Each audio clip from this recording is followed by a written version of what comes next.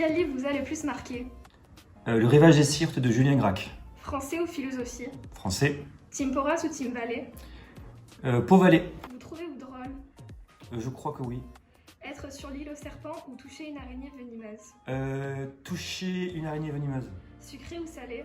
Salé. Participer aux Hunger Games ou être jeté dans le labyrinthe? Hunger Games.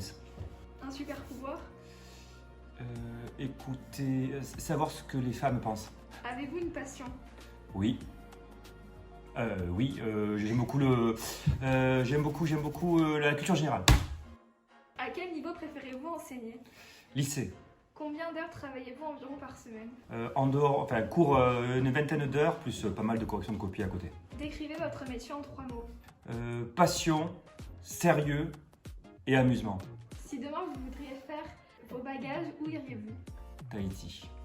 Si vous deviez vous battre pour une cause mondiale, laquelle choisirez-vous? La malnutrition. Pizza, sushi ou burger? Ce qu'elle veut dire. Burger. Votre chanson préférée?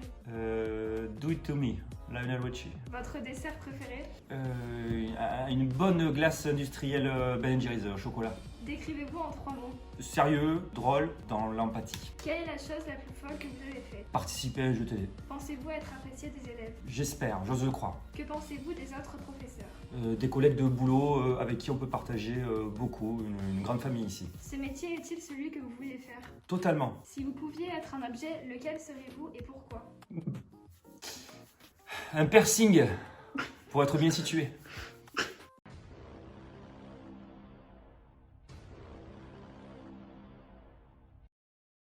Pain au chocolat ou chocolatine? Pas au chocolat. Avec qui échangeriez-vous votre place pendant une journée et pourquoi? Je changerais bien ma place avec celui d'un footballeur italien, pour sa femme.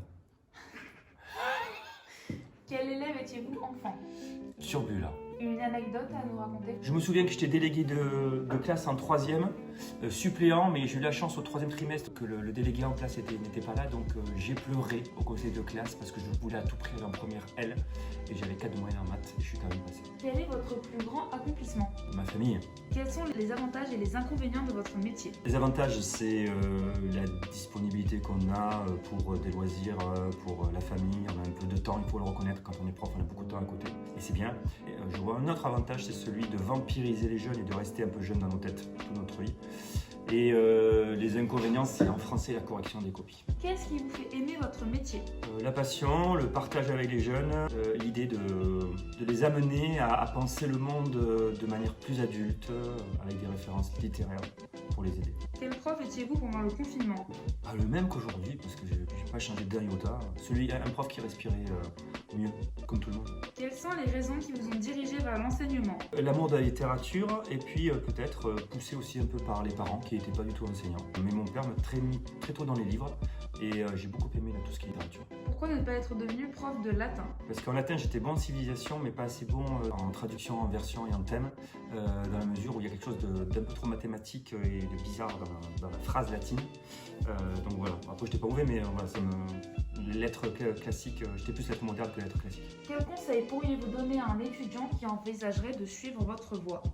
Que, à mon sens, et contrairement à tout ce que l'on pense, c'est pas un métier qui s'apprend.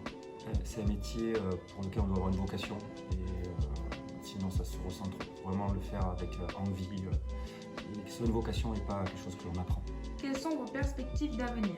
Ici, pendant très longtemps encore j'espère, sauf si voyage à Tahiti, je m'installe, si je gagne au loto. Mais bon, je crois que même si je gagne au loto, je crois que je n'arrêterai pas de travailler. Si vous gagnez au loto, comment choisiriez-vous de dépenser votre argent? C'est une bonne question. J'en donnerai beaucoup à mes proches. Et puis après, je le placerai dans l'immobilier et je continuerai de travailler.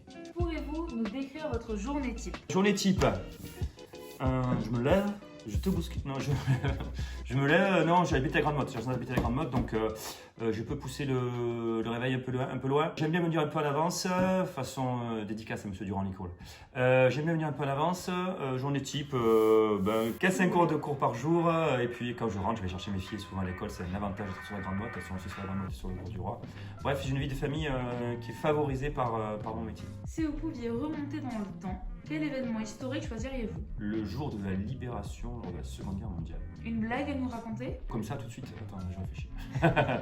One eternity later. J'en ai pas, c'est le paradoxe, mais j'en ai pas. Moi, il faut que je sois en situation pour raconter des blagues. Quelle est la combinaison d'aliments que vous aimez faire et que d'autres pourraient trouver étrange? Déjà, le matin, je déjeune jamais du sucré. Je prends que du fromage au petit déjeuner. Pas un fromage au petit déjeuner. Voilà. Après, combinaison d'aliments, rien de spécifique, rien d'étrange. Genre ceux qui mettent du pâté dans du lait au chocolat, là, c'est ça. C'est pas mon cas. Moi, c'est surtout je mange un peu à l'espagnol. Si vous pouviez avoir une célébrité comme meilleur ami, de qui s'agirait-il? Jules.